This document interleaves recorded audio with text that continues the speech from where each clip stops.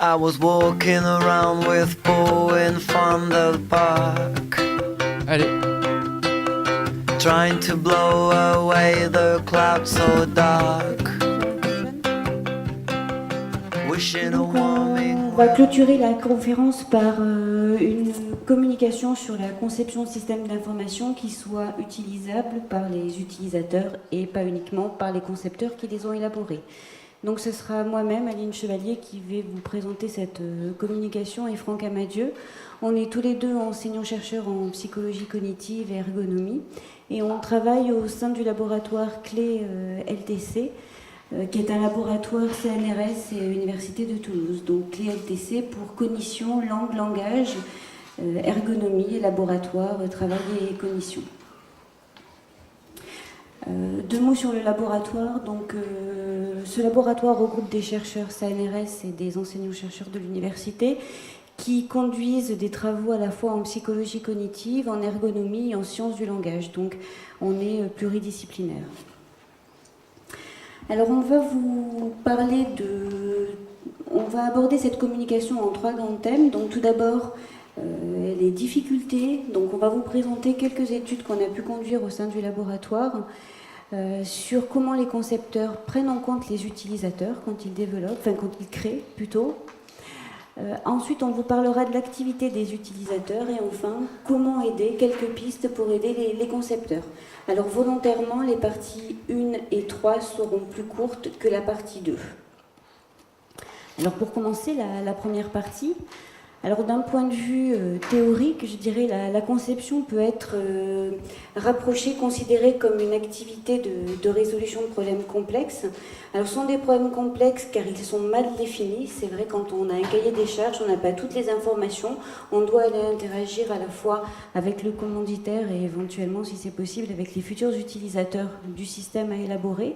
Ce sont des problèmes ouverts puisqu'avec un même cahier des charges, différents concepteurs parviendront à un produit différent. Et enfin, différents acteurs sont impliqués dans le processus de conception, comme on a pu le voir tout au long de la journée. Donc à minima, le concepteur, le client ou le commanditaire et les futurs utilisateurs. Alors qui peut concevoir des sites web? Ça va de concepteurs ingénieurs à des individus lambda, comme j'allais dire comme vous et moi, mais non, parce que vous êtes pour la plupart informaticiens, mais disons comme des individus qui vont créer un blog ou une page perso. Alors une étude préalable a montré que, en ce qui concerne les concepteurs, je dirais, disons pas des développeurs, non, on s'est plus intéressé à ceux qui font l'architecture ou de l'infographie. Donc dans une étude préalable, on a pu voir qu'il y avait donc, plusieurs acteurs qui étaient impliqués, le commanditaire et les futurs utilisateurs. Toutefois, ces différents acteurs ne sont pas présents tout au long du processus de conception. C'est alors aux concepteurs de considérer leurs différents points de vue une fois qu'ils se retrouvent en situation individuelle de conception. Donc pour cela, différentes contraintes vont intervenir et ces contraintes sont liées à ces deux acteurs. Alors, les contraintes ont un rôle majeur dans la résolution, enfin dans le processus de conception, puisque les solutions sont guidées par différentes contraintes. Donc c'est en fonction des contraintes qui sont données au concepteur qu'on va pouvoir atteindre, enfin que le concepteur va pouvoir atteindre des objectifs. Les contraintes permettent la génération et l'évaluation de solutions, qu'elles soient partielles ou globales. Et enfin, elles contribuent au contrôle de l'activité et permettent de réduire toutes les solutions possibles que le concepteur pourrait envisager. Toutes n'ont pas le même statut. Il y a des contraintes de validité qui devront impérativement être respectées et d'autres, si elles s'avéraient être gênantes, pourraient être mises de côté. Alors les questions qui ont sous-tendu les études qu'on a pu conduire, il y en a deux principales. Donc on a voulu savoir comment les concepteurs essaient ou parviennent-ils ou essaient de tenir compte des besoins des utilisateurs quand ils sont en train de concevoir un site web et quelle place finalement ils accordent aux contraintes, aux besoins des utilisateurs par rapport à celles qui émanent du commanditaire. Alors évidemment, on est en psychologie cognitive et ergonomie, donc on est en situation, pas uniquement, mais pour souvent de laboratoire, mais avec de vrais gens, c'est-à-dire des vrais concepteurs et de vrais utilisateurs. Donc les mises en situation, pour mettre en situation les concepteurs, On leur a demandé d'élaborer une première ébauche pour répondre à un cahier des charges, à un appel d'offres qui émanait d'un commanditaire. Donc, on a fait varier dans ces différentes études les contraintes qui leur étaient données dans le cahier des charges. Soit on n'avait que des contraintes qui étaient orientées commanditaires, soit que des contraintes ergonomiques ou liées à l'utilisateur, un mélange des deux ou pas de contraintes. Et dans le cas où il n'y avait pas de contraintes, dans certaines études, ils étaient face à un interlocuteur auquel ils devaient poser des questions pour savoir quel type d'informations ils pouvaient avoir besoin au cours de la phase amont du processus de conception. Alors évidemment, les concepteurs ont, pendant qu'ils travaillaient, verbalisé. On a analysé les verbalisations produites. Donc, là, j'ai mis 2 exemples pour que ce soit plus concret. Donc, par exemple, je vais mettre une partie petit plus pour donner des astuces techniques, c'est toujours utile. Donc ça, c'était une contrainte qui a été catégorisée comme liée à l'utilisateur. On a utilisé, comme j'ai dit tout à l'heure, la distribution de l'information à la demande, c'est-à-dire quand ils étaient face à un interlocuteur, ils pouvaient poser des questions. Donc là, par exemple, il y en avait un exemple, c'est normalement les liens sont soulignés. Donc ça, c'est une question qui relève des besoins liés à l'utilisateur et plus précisément liés à l'utilisabilité. Et enfin, on a analysé les pages web qui étaient produites. Donc en termes de nombre d'erreurs ergonomiques, d'erreurs d'utilisabilité qui étaient introduites dans ces pages. Alors de façon synthétique, ce qui a été démontré, c'est que finalement, quel que soit le cahier des charges, les concepteurs se focalisent sur le respect des contraintes liées au commanditaire au détriment des contraintes liées à l'utilisateur. Bon, avec quand même un peu plus de contraintes liées à l'utilisateur qui étaient respectées face au cahier des charges ergonomique mixte. Ce qui a contribué à l'élaboration de maquettes électroniques comportant un nombre relativement important d'erreurs ergonomiques. Là, j'ai mis des exemples de première ébauche que les concepteurs ont pu faire. Donc, on peut voir, par exemple, dans la maquette de gauche, que le contraste texte-fond n'est pas tellement bon. Et dans l'autre, il n'y a pas de structure. Il n'y a pas, par exemple, de menu. Bon, ce sont des premières maquettes. Alors, en conclusion, par rapport à ces études, on peut dire que par rapport aux contraintes commanditaires, aux contraintes utilisateurs, les contraintes commanditaires, le commanditaire serait considéré comme l'acteur principal du processus de conception. Donc, du coup, la majorité des contraintes liées à cet acteur auraient le statut de contrainte de validité, donc qu'elles soient prescrites ou pas, c'est-à-dire qu'elles soient données dans le cahier des charges ou qu'elles soient inférées par les concepteurs par rapport à leurs connaissances qu'ils peuvent avoir. Donc, du coup, ça conduirait à respecter ces contraintes en priorité, alors que pour les contraintes utilisateurs, il y a une forte influence du caractère prescrit, c'est-à-dire quand elles sont données, là, ils les respectent. Alors là, plusieurs raisons qui ne sont pas opposées. Donc c'est que ces contraintes prescrites, même si elles sont liées à l'utilisateur, elles émanent généralement du commanditaire. Donc du coup, ça devient des contraintes commanditaires et elles ont ce statut de contrainte de validité. Ou alors, ils peuvent avoir des difficultés, les concepteurs, à se mettre à la place des utilisateurs, notamment d'utilisateurs débutants. Alors des analyses qualitatives des protocoles verbaux ont permis de montrer que bien souvent les concepteurs essaient de se mettre à la place des utilisateurs. Donc là, vous pouvez le voir dans cet extrait. L'article sur la baisse de la consommation des voitures neuves, donc c'était pour un site de concessionnaire, à mon avis, ça n'intéresse pas l'internaute, c'est inutile, tout ce que l'internaute veut, c'est voir les voitures. Donc on ne mettra pas l'article. Personnellement, quand je vais sur le web pour acheter quelque chose, je ne supporte pas de voir des tas de choses qui ne m'intéressent pas. Donc là, il se met réellement à la place du futur utilisateur. Donc les concepteurs font référence à leur propre façon d'utiliser Internet pour prendre en compte le point de vue des utilisateurs. C'est ce que des chercheurs en informatique, James Landay et collaborateurs, ont appelé l'ego biais, ou alors, plus lié à la psychologie, la malédiction des connaissances. C'est-à-dire que dans cette activité, on n'est pas uniquement concepteur, on est aussi utilisateur, et donc du coup on a des connaissances en tant qu'utilisateur, mais simplement ces connaissances,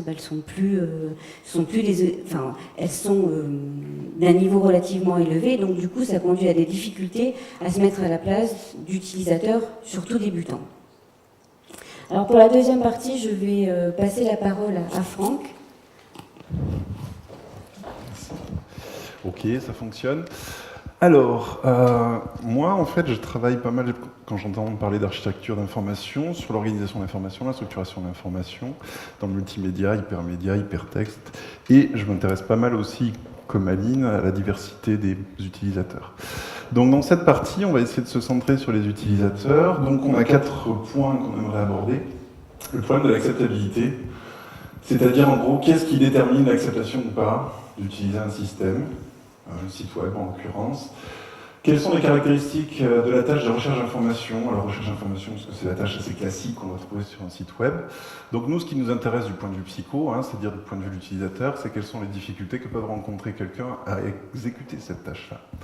Donc j'en dirai un mot après. On attaquera ensuite les caractéristiques individuelles. On va distinguer l'expertise, c'est-à-dire les connaissances des utilisateurs dans les systèmes, mais aussi dans les contenus qu'ils traitent, les contenus informationnels. Et Aline reprendra la parole, notamment avec le vieillissement, l'effet de l'âge chez les utilisateurs, et évoquera également des caractéristiques des documents, en particulier les qualités ergonomiques et la complexité des interfaces. Alors, l'acceptabilité, je pense qu'une bonne partie d'entre vous est familier de ce concept-là, encore plus du cadre général, où on distingue 3 dimensions qui sont importantes généralement en ergonomie. Alors c'est un cadre très général, mais que je trouve quand même intéressant. On va distinguer l'utilisabilité, l'utilité et l'acceptabilité d'un système. En gros, l'utilisabilité, c'est est-ce que mon système, est-ce que les fonctions de mon système sont faciles à apprendre, à manipuler, et l'utilité, c'est plutôt est-ce que le système me permet en tant qu'utilisateur d'accéder à mon information, de trouver mon information, c'est-à-dire d'atteindre mon but principal. Et on va distinguer l'acceptabilité qui est en gros, est-ce que le système est compatible avec les pratiques, les ressources, les contraintes, les objectifs des usagers potentiels et de leur situation de travail. Alors pour reprendre cette distinction, peut-être certains connaissent le modèle d'acceptabilité de Nielsen, où on distingue ces 3 dimensions et leur articulation. Si je prends la première, l'utilisabilité, généralement c'est la plus connue. En gros, est-ce que mon système, est-ce que mon site web pour l'utilisateur est facile à apprendre? Ok, est-ce qu'il est efficient? C'est-à-dire que rapidement, j'atteins des performances, donc en peu de temps. Est-ce que la mémorisation du site web, c'est-à-dire de son organisation, des fonctions qui me sont allouées, est-ce que ça, c'est facilement mémorisable pour l'utilisateur? Est-ce que le système prévient bien les erreurs? C'est-à-dire qu'il y a peu d'erreurs pour l'utilisateur dans l'utilisation, ou quand il y a une erreur, le système accompagne la régulation de l'erreur, et c'est-à-dire la correction de l'erreur. Et enfin, est-ce qu'il y a un sentiment de satisfaction chez l'utilisateur? Ok, ça c'est assez classique. Là où je trouve que ça devient un peu plus intéressant, c'est quand on s'intéresse à l'utilité, que Nielsen appelle d'abord l'utilité pratique, en distinguant donc l'utilité théorique, qui est en gros, est-ce que le système qui a été conçu, est-ce que le site web qui a été conçu permet à l'utilisateur d'atteindre son objectif? Donc si je cherche à, par exemple, faire de l'achat sur le web, que je vais sur Amazon pour acheter un bouquin, est-ce que ce site web me permet d'atteindre mon objectif, en dehors des fonctions qu'il propose? Et ce qui est intéressant, c'est que effectivement, l'utilisabilité du site va avoir un impact sur son utilité. Si le site est difficilement utilisable, c'est-à-dire que je suis perdu, que je ne sais pas quelle fonction utiliser, que je passe mon temps à réapprendre à utiliser le système, au bout d'un moment, il devient inutile pour l'utilisateur. Ok ? Si on remonte à partir de l'utilité pratique, on s'aperçoit qu'elle va avoir une incidence sur l'acceptabilité du système. Évidemment, si l'utilisateur perçoit le système comme non utile pour lui, il y a peu de raisons qu'il accepte d'utiliser le système. Je pense que vous êtes d'accord avec ça, même si ce n'est pas vrai dans tous les cas. Or, qu'est-ce qui va jouer aussi sur l'acceptabilité du système, au-delà de l'utilité? C'est le coût du système. C'est-à-dire, est-ce que pour l'utilisateur, ça peut être un coût même financier? Est-ce qu'il y a un coût financier? Est-ce que c'est acceptable ou pas pour l'utilisateur? Est-ce qu'il est compatible, je ne sais pas, avec les plateformes qu'il utilise? Les OS, par exemple, le type de parc informatique qu'il peut avoir dans une école, je pense à ça, entre autres, la fiabilité donc, du système, etc. On peut imaginer beaucoup de choses. Donc ça, c'est ce que Nielsen appelle l'acceptabilité pratique. Et il distingue l'acceptabilité sociale. Alors ça, j'aime bien. Je prends un exemple, souvent avec les étudiants, qui me plaît là-dessus. Je reviens sur l'ergonomie dans ses fondements, c'est-à-dire centré sur le travail, puisque l'ergonomie, à la base, c'est pas l'étude des interactions, c'est quand même l'étude du travail. Enfin, des interactions, pardon, des interfaces. Et donc, l'acceptabilité sociale, un exemple intéressant, c'est que dans une entreprise, un patron, une entreprise avec un travail à la chaîne il y a pas mal d'années, un patron met en place un de nouvelles machines pour aider les ouvriers. Donc il ne s'agit pas de remplacer les ouvriers, il s'agit de rendre moins pénible le travail. Donc les machines sont facilement utilisables, utilisabilité très bonne.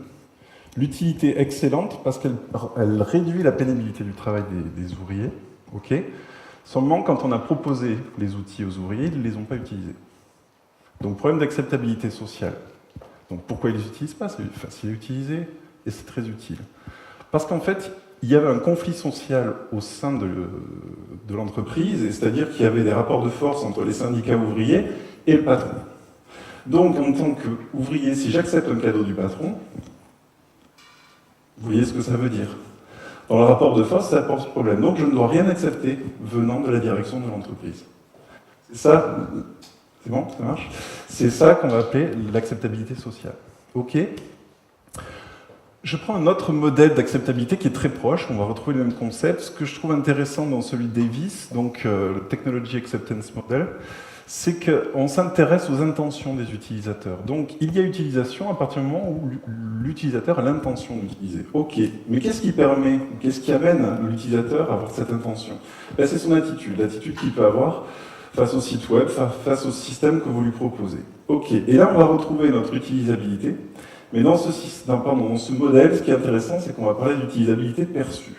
C'est-à-dire que, peu importe à la limite si le système il fonctionne bien, du point de vue technique, la question c'est juste comment l'utilisateur perçoit l'utilisabilité du site. Okay, et là, on peut avoir des grosses variabilités entre les individus. Donc on peut avoir un site très bien fait a priori, mais des grosses variabilités de perception de son utilisabilité. Même chose pour l'utilité. D'accord? Ça va impacter l'attitude et les intentions. Ce qui est intéressant aussi dans ce modèle, c'est de se rendre compte, finalement, l'utilisabilité serait aussi un déterminant, un facteur qui impacterait l'utilité perçue, un peu comme dans le modèle précédent. En revanche, l'inverse ne serait pas vrai. Ok, et vous avez les variables externes, la situation, le contexte, qui vont évidemment impacter à la fois l'utilité perçue et l'utilisabilité perçue. Ok, je ne vais pas trop vite, ça va? Deuxième point, on pourra en discuter après s'il vous plaît. Les exigences des tâches de recherche d'information. Alors, nous en tant qu'ergonomes, on se pose souvent, enfin psycho-ergonome, la question du coût mental, cognitif pour l'utilisateur. C'est-à-dire, est-ce que pour lui, utiliser un site, ça a un coût? Est-ce que ça exige des ressources en mémoire? Est-ce que c'est facile? Est-ce que c'est stressant? Ça a été évoqué à des moments, ça peut générer de l'anxiété, des choses comme ça. Nous, on s'intéresse un peu à la charge cognitive. Alors, la charge cognitive, elle est basée sur l'idée que tous les individus, vous avez beau être brillants, vous avez tous une mémoire de travail qui a une capacité très limitée. D'accord? Ça veut dire que vous pouvez maintenir certaines informations à un temps T, mais ces informations, elles sont en très petite quantité, et le maintien dans le temps est assez réduit. C'est-à-dire qu'un numéro de téléphone, à moins de se l'auto-répéter en permanence, vous allez très vite l'oublier. Quelqu'un qui est en train d'utiliser un site web, pour peu que le site web soit pas très bien conçu, on va dire, ou répondent pas à ses besoins, ou qu'il exige des tâches très complexes, alors la mémoire de travail de l'utilisateur est fortement sollicitée. D'accord? Donc nous, en tant qu'ergonome, on se dit, justement, comment on peut essayer de réduire ça? Donc, on va distinguer trois types de charges pour l'utilisateur. La charge intrinsèque qui est en gros liée au traitement de la complexité des informations, c'est-à-dire c'est les contenus, si vous voulez, du site. Si en soi les contenus sont complexes, ça exige déjà de mobiliser une part de votre ressource en mémoire. Ok. Maintenant, il va falloir quand même utiliser le système. Donc tout ce qui est, par exemple, sélectionner les liens, savoir si j'utilise ou pas un moteur de recherche, est-ce que j'utilise telle option qui me permet de mettre un signet, est-ce que je laisse un message, etc. Voilà. Tout ce qui est en gros utilisation des fonctions de l'interface, savoir comment les utiliser, savoir les mémoriser, en gros les problèmes d'utilisabilité, ça peut avoir un coût. Et évidemment, la troisième partie, l'utilité, c'est en gros ce que je vais faire comme traitement cognitif. Par exemple, conduire mon activité de recherche d'information. Ça m'est utile puisque mon objectif, c'est de trouver une information. Et ça aussi, ça mange des ressources en mémoire. Ok ? Donc, l'idée pour nous, c'est bien de réduire ces problèmes d'utilisabilité pour réduire les problèmes de ressources en mémoire, d'attention aussi chez les utilisateurs, et de favoriser au mieux l'utilité. Ok ? Je continue. Nous, en ergonomie, on aime bien étudier les tâches. Voilà, c'est notre dada, et on aime bien faire une modélisation des tâches et découper les tâches. Donc ici, on s'intéresse, par exemple, avec André Tricot, à la tâche de recherche d'informations et on s'est dit, bah, tiens, finalement, les utilisateurs qui utilisent un site web, en fait, à la base, ils ne sont pas là pour utiliser un site web. À la base, peut-être, ils sont dans une activité de travail, une activité d'étude, ou effectivement, je n'y avais pas pensé, une activité de consommation, avec de l'achat. Donc, ça veut dire pour nous, en ergonome, il faut déjà comprendre quelle est l'activité initiale de l'utilisateur. C'est-à-dire pourquoi il vient sur mon site. Deuxième dimension de cette activité, c'est que l'utilisateur va chercher à résoudre un problème informationnel. C'est-à-dire que pour pouvoir réaliser mon travail, pour pouvoir étudier, je vais avoir besoin de telle information, en dehors du site. Donc pour lui, c'est déjà un problème à résoudre. J'ai un manque d'informations, comment je vais répondre, remplir ce manque d'informations? Eh bien, je vais utiliser un site web. Ok? Je vais devoir donc naviguer, rechercher l'information dans ce site web. Sauf que, pour pouvoir naviguer dans le site web, il va falloir que je fasse des traitements du site. Donc des traitements de l'hypertexte, c'est-à-dire que je traite ses contenus et la façon, si vous voulez, dont est organisé le site. Je reviens sur la deuxième tâche, la deuxième dimension. Donc, résoudre un problème, ça veut dire qu'il faut mettre en place des procédures, qu'il y a des contraintes pour rechercher l'information. Ça peut être des contraintes temporelles, je dispose de peu de temps pour trouver l'information. Tout ça dans un domaine très étendu, très vaste. Donc ça complexifie mon problème de recherche informationnelle. Et l'idée, c'est que le site puisse m'amener à répondre donc à mes buts informationnels et que je puisse ensuite revenir sur mon activité de travail et grâce à l'information que j'ai obtenue, réaliser mon activité de travail. Très bien. Sauf que donc, pour résoudre ce problème informationnel, il faut que je navigue dans le site. Et donc, pour naviguer, si vous regardez les trois du milieu, il faut que j'utilise des outils de navigation. Il faut que j'évalue des liens hypertextes, parce que j'ai des liens, mais les gens prennent des décisions sur ces liens. Qu'est-ce que je sélectionne? Est-ce que j'utilise ça? Alors j'ai mis lien, on peut l'élargir aux fonctions générales d'un site web. Et qu'est-ce qui va piloter ça chez l'individu? C'est l'élaboration de ses buts, c'est-à-dire quel est mon but? Qu'est-ce que je fais dans le site web? Qu'est-ce que je recherche? Le but, ça peut être aussi de le faire à moindre coût. C'est-à-dire que je recherche une information, mais je ne veux pas que ça me prenne trop de temps et je ne veux pas que ce soit trop coûteux. Et je vais mettre en place des procédures, des patterns de navigation, des stratégies, ça a été un peu évoqué, je crois, ce matin. Seulement pour pouvoir faire ça, donc pour pouvoir mettre en œuvre une activité de navigation efficace, il va falloir quand même que je traite les contenus du site web. Quand je dis traiter, ça ne veut pas dire lire dans le détail, ça peut être faire un survol, avoir un repérage déjà des grands titres, du type d'information que je vais trouver dans le site. Et je dois également construire mentalement une représentation de l'organisation spatiale du site web. C'est-à-dire, en gros, comment il est fichu, comment il est organisé, comment je vais pouvoir me déplacer à l'intérieur. Donc ça, c'est coûteux. Et moi, c'est vrai que mes travaux de recherche, ils sont principalement sur cette question-là, et comment ça va impacter la navigation. Donc si je continue, souvent, on entend parler de difficultés d'utilisation. Moi, dans la recherche d'informations ou dans l'utilisation de sites web, un concept qui nous est cher, on va dire en psychologie et dans certains travaux dans le domaine, c'est la désorientation. Je vais arrêter de bouger. La désorientation de l'utilisateur, c'est quoi? C'est la difficulté à savoir où il est dans le système, dans le dispositif, dans l'architecture, si vous voulez, mais aussi comment atteindre le but, comment atteindre l'information qu'il veut atteindre. D'accord? C'est ce qu'on appelle aussi la charge navigationnelle. Alors, les mouvements oculaires, on en a parlé un petit peu, même pas mal. Ce qui est intéressant, c'est de voir qu'est-ce que c'est la désorientation. Si on utilise les mouvements oculaires, c'est intéressant. Si je prends un texte classique, d'un document classique papier, on va dire à gauche, on s'aperçoit que la lecture qui est linéaire, qui est guidée par l'organisation du texte, n'impose pas véritablement de désorientation pour l'utilisateur ou le lecteur, d'accord? Alors qu'en revanche, rechercher une information dans un site web va impliquer que l'utilisateur organise lui-même ses parcours de sélection d'informations. Donc, quelle information je vais sélectionner? Là, déjà, avec le regard, c'est aussi dans la navigation. Dans quel ordre? Est-ce que je reviens en arrière, etc. Donc, ça, c'est coûteux par rapport à une lecture linéaire classique, où vous êtes guidé par la structure de l'information. Ici, on est beaucoup moins guidé. Autre chose que je trouve très intéressante dans l'ergonomie, c'est la désorientation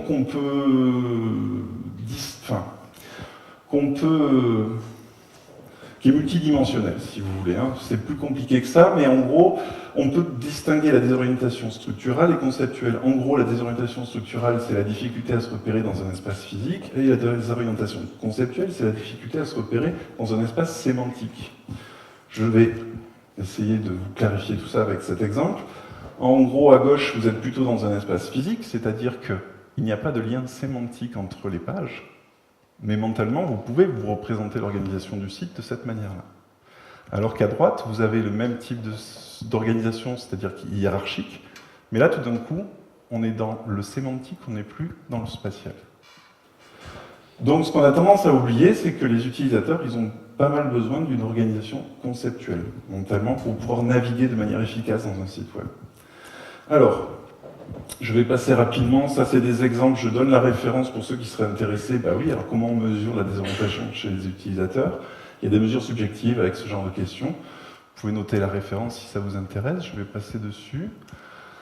Il y a différents outils de guidage pour réduire la désorientation. Comment on peut réduire ça? Les aspects généraux de l'interface, c'est-à-dire proposer des retours en arrière, des signets, des historiques, des cartes de navigation, on peut dire ça c'est classique. Des métaphores de navigation, notamment dans la réalité 3D, on le retrouve beaucoup, c'est-à-dire qu'on va simuler un environnement d'orientation physique. Centré hardware, on en a parlé un petit peu tout à l'heure, on disait on veut des systèmes qui répondent rapidement parce que l'utilisateur il a envie de quelque chose de rapide, mais c'est pas tellement des fois qu'il a envie de quelque chose de rapide par confort, c'est que si ça met trop de temps, il va perdre ses objectifs en mémoire de travail. Et du coup, il devient désorienté. Donc si on a un système qui réagit trop lentement et que la tâche est complexe de recherche d'information, on risque alors d'accroître la désorientation de l'utilisateur. Et enfin, quelque chose qui m'est cher, c'est les représentations de la structure sémantique du site. Ne pas hésiter à représenter sous forme d'une carte, par exemple, la structure sémantique d'un site. Mais j'insiste sur le sémantique, pas que spatial. Je vais passer sur les recommandations, c'est pas très intéressant. Pour finir, donc, sur les caractéristiques des utilisateurs, avant de repasser la main à Aline. Si on regarde la littérature, psychologie, ça y est. On s'aperçoit qu'il y a plein de stratégies, de profils de navigation différents chez les gens. Ok, vous avez quelques exemples. Rechercher donc spontanément à partir de mots généraux contenus dans un énoncé pour aller au plus précis, ou à l'inverse, partir de mots-clés très précis et on remonte vers le général. On fait des recherches simultanées et parallèles, par exemple en utilisant plusieurs moteurs de recherche, certains le font. Vous allez me dire, il suffirait de profiler les utilisateurs en fonction de leur stratégie de navigation. Mon point de vue, il est celui-ci, c'est qu'en fait la variabilité, elle n'est pas tant interindividuelle, elle est aussi intra-individuelle. C'est-à-dire qu'un même individu ne va pas utiliser toujours le même type de stratégie. Ça va dépendre du domaine dans lequel il est, du contexte de sa recherche d'information, de ses objectifs, et de certaines de ses caractéristiques. J'y viens donc, notamment sur les connaissances. Donc en gros, quelles sont les connaissances des utilisateurs qui peuvent impacter vraiment sa navigation et sa recherche d'information dans un site web? Donc on va distinguer les connaissances du domaine, c'est-à-dire les connaissances liées au contenu, de quoi traite le site web, les connaissances au système, c'est-à-dire je suis un geek, je passe mes journées justement à tweeter, à chercher des informations sur le web, à regarder des blogs, etc. Donc je développe une expertise, d'accord? Et on a les connaissances informationnelles, c'est-à-dire je suis quelqu'un qui est habitué à chercher de l'information, par exemple, mais pas que sur des sites web, aussi dans des documents papier. Ça, c'est une autre forme d'expertise. J'en parlerai pas parce que je n'ai pas le temps et que la littérature n'est pas très alimentée là-dessus. Concernant les connaissances du domaine, donc si on regarde un peu la littérature, quand on a des utilisateurs qui ont un bon niveau de connaissance dans le contenu informationnel qu'ils traitent, on s'aperçoit qu'ils sont capables de s'abstraire des exigences de navigation la plupart du temps. C'est-à-dire, plus concrètement, ils vont mettre en place des stratégies qui sont basées plutôt sur leur intérêt. Ils sont capables d'explorer en profondeur les thèmes du site web. Et ils sont capables de construire des séquences de lecture qui leur permettent de maintenir de la cohérence sémantique entre les différentes informations qu'ils sont en train de lire. En revanche, quand ils sont face à des sites qui présentent des incohérences, c'est-à-dire une organisation d'information qui est peut-être pas très adaptée, mais on s'aperçoit que le fait d'avoir un très bon niveau de connaissance permet justement de pallier ce problème-là et de compenser notamment en faisant des inférences et en construisant soi-même mentalement les relations qui manquent dans le site web. En revanche, pour les gens qui n'ont pas beaucoup de connaissances, la navigation est plutôt basée sur des indices de surface. Par exemple, vous avez les gens qui vont essayer d'explorer le site web de manière systématique. Je regarde le premier point, le premier titre, je vais explorer tous les contenus liés au premier titre, puis le deuxième, puis le troisième. Ça dépend de la taille du site, je suis d'accord. Ok. Donc c'est, pardon, j'ai anticipé, donc c'est l'idée qu'on fait une exploration plutôt exhaustive des sites web. Donc les utilisateurs avec des connaissances dans le domaine sont meilleurs que les novices en recherche d'informations. Hein, la plupart des travaux sont assez clairs là-dessus.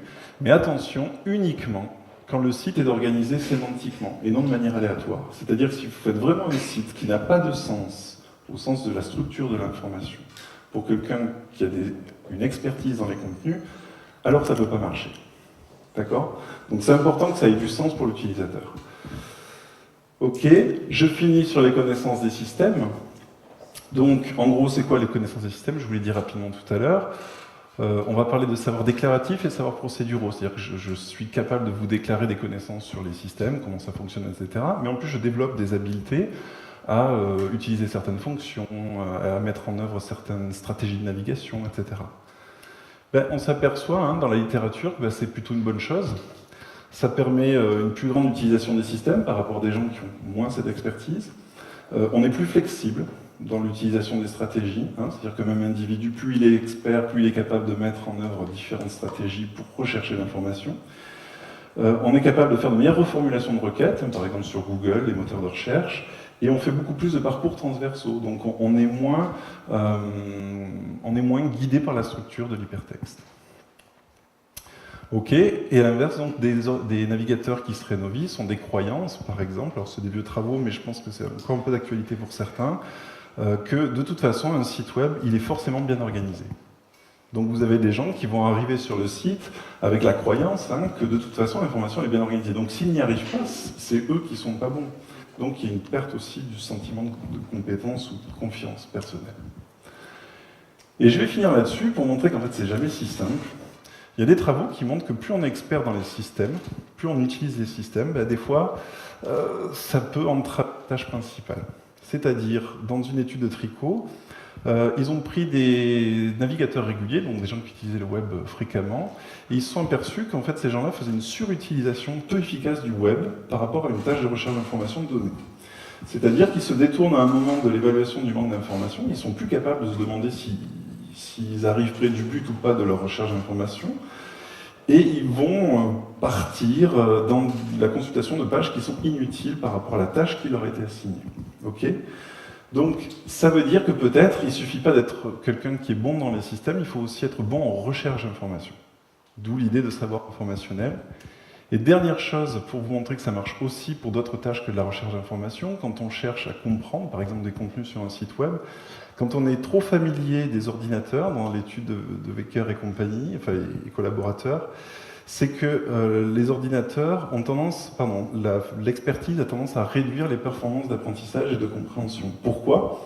Parce que quand la familiarité est trop importante, les stratégies de traitement sont finalement plus en surface, il y a plus de survol. C'est-à-dire que je vais transférer mes stratégies habituelles que j'utilise sur le web dans une situation où on me demande plutôt de comprendre, c'est-à-dire que ces stratégies de survol, d'exploration rapide, elles sont inadaptées à ma tâche de compréhension. Et dans ce cas-là, être finalement trop expert vient entraver les performances des utilisateurs. Ok, je laisse la place à Aline.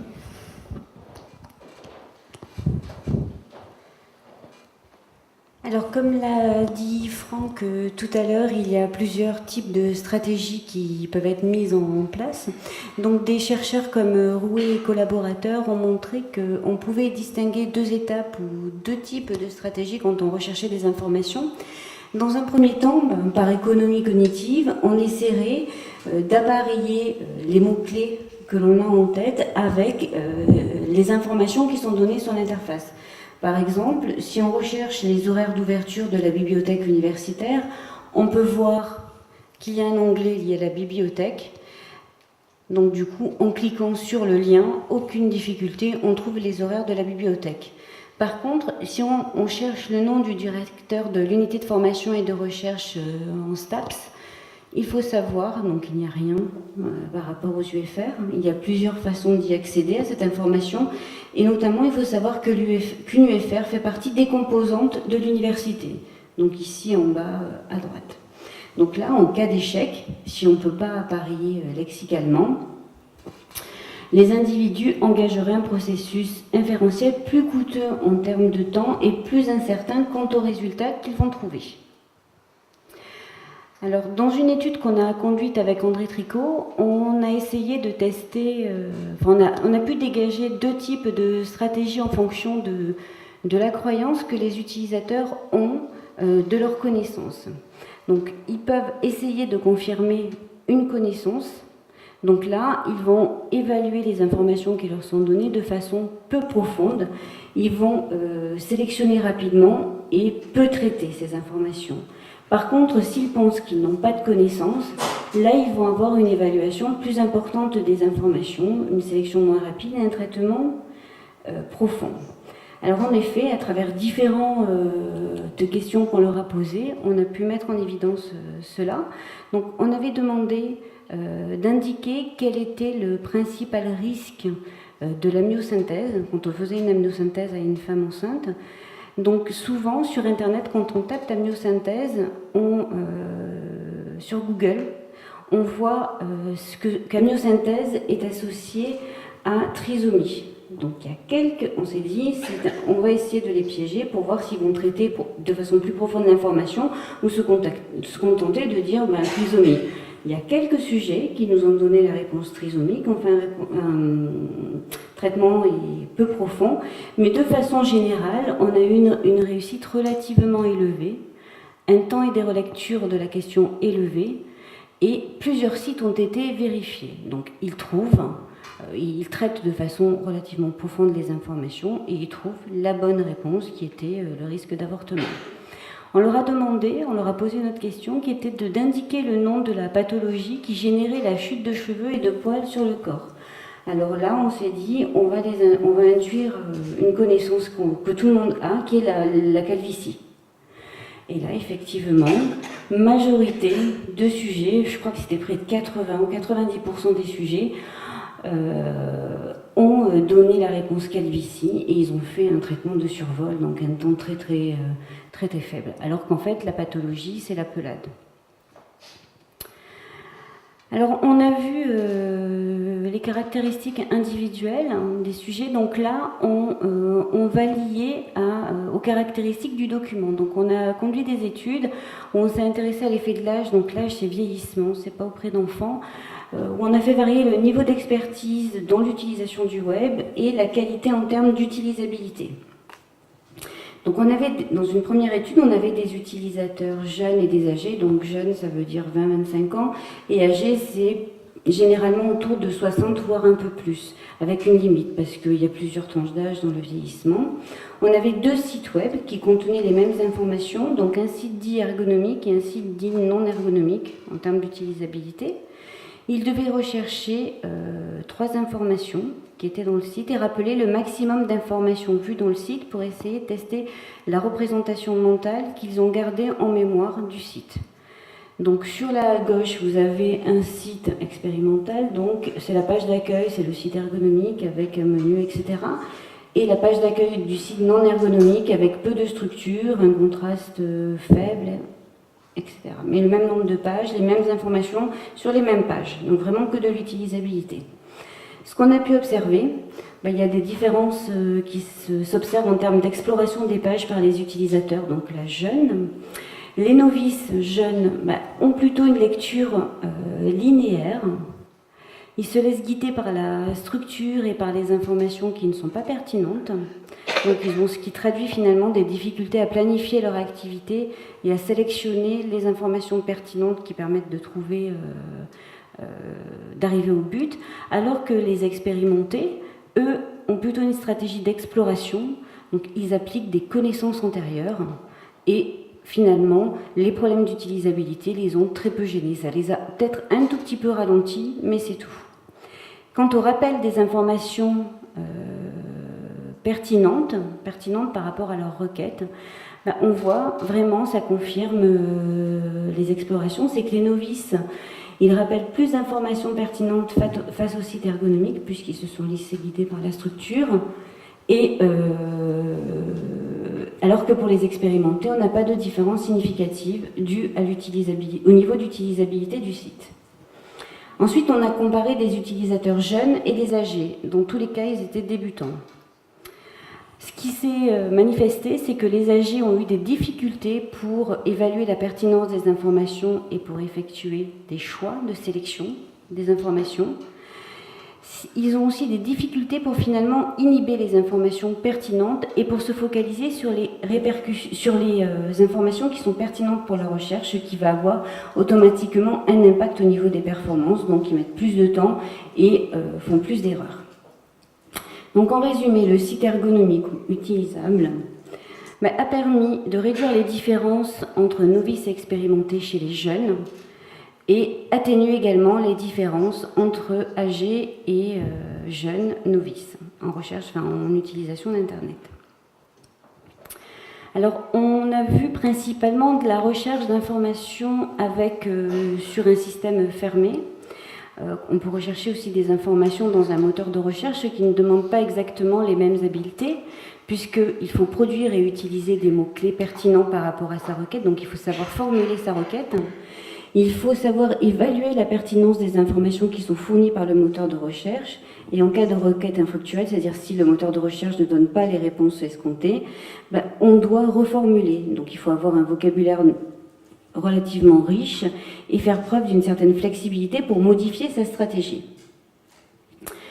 Alors on sait que le vieillissement cognitif, donc on parle du vieillissement parce qu'on peut noter depuis une petite dizaine d'années vraiment beaucoup des travaux qui commencent à venir sur l'étude des âgés face à Internet, parce qu'on sait que les âgés sont de nouveaux utilisateurs et que chaque année c'est eux qui font augmenter finalement le nombre d'utilisateurs dans les pays, les États-Unis, l'Europe, etc. Donc le vieillissement est souvent associé à un accroissement du vocabulaire. Donc plus on vieillit, plus on a un niveau de vocabulaire élevé. Donc ça, il y a plein d'études qui le montrent. Et par contre, les âgés sont moins flexibles que les jeunes. Donc ils ont plus de difficultés à changer de point de vue sur la situation et à adapter leur comportement. Donc on peut penser que ça va avoir des répercussions au niveau de recherche d'informations. Donc on a demandé à des jeunes et des âgés de rechercher des informations soit faciles, on retape les mots-clés de la question, par exemple, quel est le temps prévu pour demain sur Nîmes, quelle est la météo pour demain sur Nîmes, météo Nîmes, on tombe de suite sur le temps. Difficile où il est nécessaire de générer des synonymes ou des mots sémantiquement proches des mots-clés donnés dans la question. Et enfin, impossible, il n'y a pas de réponse, mais ça paraît la question paraît possible, comme par exemple, à quelle date a été édité le livre Une vie rêvée de Marc Lévy. Marc Lévy n'a jamais écrit Une vie rêvée, mais par rapport aux ouvrages qu'il peut écrire, ça peut paraître tout à fait plausible.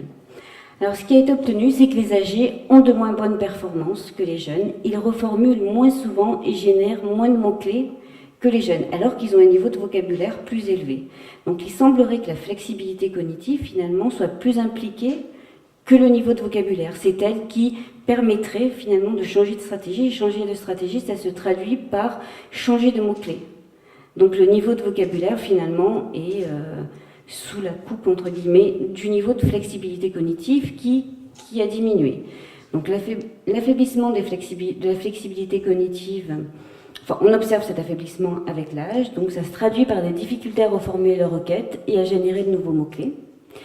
Alors on peut se demander, finalement, on a vu qu'ils avaient des difficultés à générer de nouveaux mots-clés, etc., donc plus faible performance, mais finalement, quels sont les processus cognitifs impliqués dans la recherche d'informations qui sont le plus touchés par le vieillissement? Donc sur la base de modèles qui existent, notamment Tricot, Rouet et Joseph Charit et collaborateurs, on a dégagé 4 types de processus. La planification, donc on élabore un premier plan pour formaliser sa requête. L'évaluation de la pertinence des informations. La régulation, donc là, si ça ne fonctionne pas, il faut qu'on change de stratégie pour trouver une autre réponse. Et le contrôle, qui consiste à se remémorer le problème et les objectifs et comparer l'état courant avec l'état but que l'on vise. Alors ce qu'on a observé, donc on a pris à peu près les mêmes tâches que précédemment, tâches simples, difficiles et impossibles. Bon, pour les tâches simples, donc on ne voit pas très bien, donc entre jeunes et âgés, il n'y a pas vraiment de différence. Par contre, pour les tâches difficiles et impossibles, oui, on voit que les jeunes, eux, planifient et régulent leur activité, alors que les âgés, eux, évaluent davantage. Donc du coup, les jeunes, les adultes âgés planifient et régulent moins leur activité que les jeunes. Donc ça traduit des difficultés à changer de stratégie, et ce qui peut être dû au déclin de la flexibilité cognitive. Alors il me reste 5 minutes, je vais essayer, je ne tiendrai pas de toute façon dans les 5 minutes, donc on pourra peut-être faire que ces 2 parties, puis pas passer à la 3e. Donc là on va parler plutôt du vieillissement et de l'organisation des informations. On a vu ce matin que l'architecture était très importante dans la conception web. Donc là, je vais vous présenter rapidement une étude de Pack et Price, donc des chercheurs américains qui ont qui ont comparé jeunes et âgés avec 2 systèmes, avec des hyperliens, avec des liens. Donc un système organisé de façon hiérarchique où pour avoir des informations sur les vaccins liés, le vaccin le vaccin contre la grippe, il y a un seul chemin possible, d'accord ? Donc en 3 clics. Alors qu'il y a un système organisé en mots-clés, là, les sujets peuvent accéder aux informations sur le vaccin contre la grippe de 3 façons différentes, en un seul clic.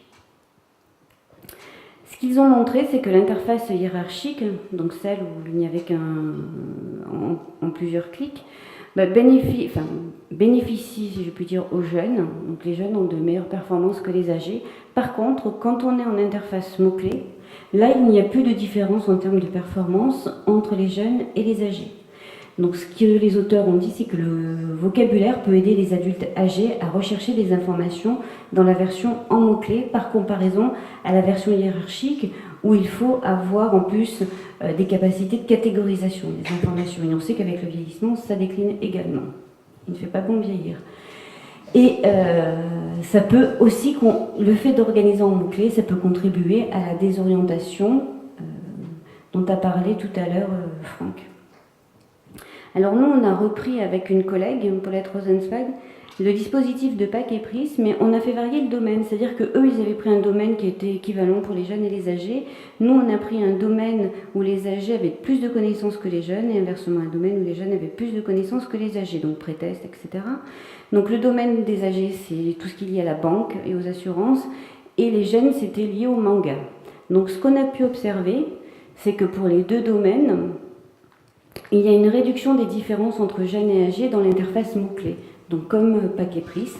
Et pour l'interface, pour le système banque, bien que les jeunes aient moins de connaissances que les âgés, face à l'interface hiérarchique, les jeunes sont meilleurs que les âgés.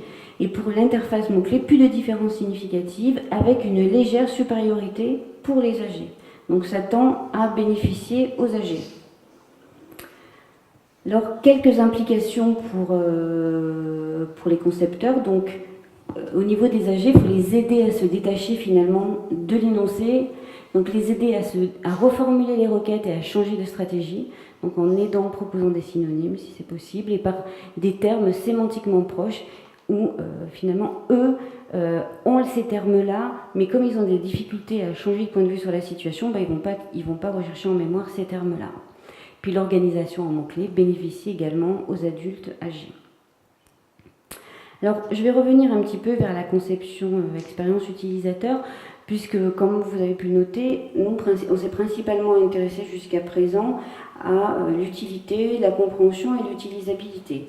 Or, l'expérience utilisateur, c'est maintenant, il y a plusieurs modèles théoriques dans la littérature et on peut voir que quand on évalue une interface ou un système, il faut aller au-delà de ces aspects pragmatiques, donc utilisabilité et utilité. Il faut aussi s'intéresser aux aspects émotionnels, attractifs et esthétiques. Donc un chercheur vraiment éminent que vous devez sans doute connaître dans l'expérience utilisateur, c'est, je l'ai cité, je ne l'ai même pas cité, c'est Assenzal qui est allemand, et qui a développé cette approche depuis maintenant une dizaine d'années. Alors, donc lui, il dit qu'il faut accorder plus de place à d'autres facteurs comme l'esthétique ou l'attractivité, et pourtant, jusque 2002 à peu près, on a eu peu d'études en IHM et en psychologie ergonomique qui se sont intéressées à l'esthétique. Moi, je vais parler de l'esthétique puisque c'est ce qui nous intéresse actuellement. Puisqu'en fait, souvent, la beauté ou l'esthétique, d'abord, c'était jugé comme pouvant nuire. Quelque chose qui était beau n'allait pas forcément être utilisable et même pouvait nuire à l'utilisabilité, ce qui a été ancré dans la tête des ergonomes, je pense, pendant assez longtemps. Or, on peut voir, en psychologie, c'est pas nouveau de s'intéresser à la beauté ou à l'esthétique, et des travaux montrent que ça influe sur nos jugements, que cela soit les jugements que l'on va avoir envers autrui ou envers des objets de la vie courante ou autre. Alors, une des premières études qui a porté sur l'esthétique, c'est une étude sur les guichets automatiques de banque, où là, les auteurs ont montré qu'il y avait que la perception immédiate donc de l'esthétique était fortement corrélée à la perception de l'utilisabilité. Donc perception immédiate, c'est durant les quelques premières secondes sans avoir utilisé le système. Donc ces résultats ont été reproduits un peu plus tard par Tratinsky auprès de Japonais et d'Israéliens, puisque Noam Tratinsky, c'est le chercheur éminent sur l'esthétique dans le web. Alors, ce qui conduit les auteurs à dire que les internautes construisent une première impression de l'esthétique du site en 50 millisecondes, qui reste stable finalement au fil des expositions. L'esthétique influe donc sur l'utilisabilité perçue et non réelle, ainsi que sur la satisfaction, démontrée par quelques études sur la crédibilité du site et sur les préférences des utilisateurs. Donc on ne peut pas faire abstraction de ce facteur esthétique, comme ça a été le cas pendant de nombreuses années. Alors, un manque un petit peu, c'est qu'il y a peu d'études qui s'intéressent à l'inverse, c'est-à-dire quand on va rechercher des informations, utiliser un système, si on rencontre des difficultés, finalement, est-ce que ça va impacter la perception que l'on va avoir de l'esthétique du système. Donc on a conduit une première étude où il fallait rechercher, où les sujets devaient rechercher des informations sur un site, et ces informations avaient des niveaux de difficulté différents, un petit peu comme précédemment. Ben, ce qu'on a pu observer, c'est que les performances en recherche d'informations impactent l'évaluation de l'esthétique. Donc en fait, ils sont l'esthétique. Bon, après, on a fait varier un autre facteur, mais de façon globale, quand on rencontre vraiment trop de difficultés, le site est perçu comme moins beau que quand on rencontre moins de difficultés. Ça impacte l'évaluation de l'utilisabilité a posteriori, ce qui est normal, et ça a aussi un impact sur la charge mentale, sur l'évaluation de la charge mentale des utilisateurs. Alors, quelques recommandations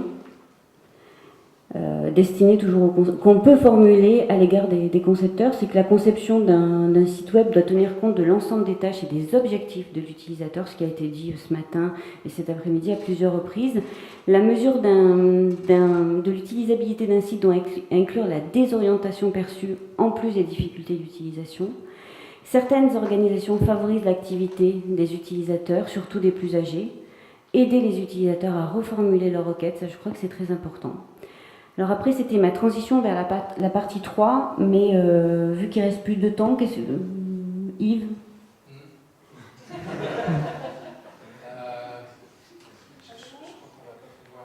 Oui, c'est tard, c'est ça, c'est déjà 8h10. Donc, tant pis, on donnera les slides. Merci.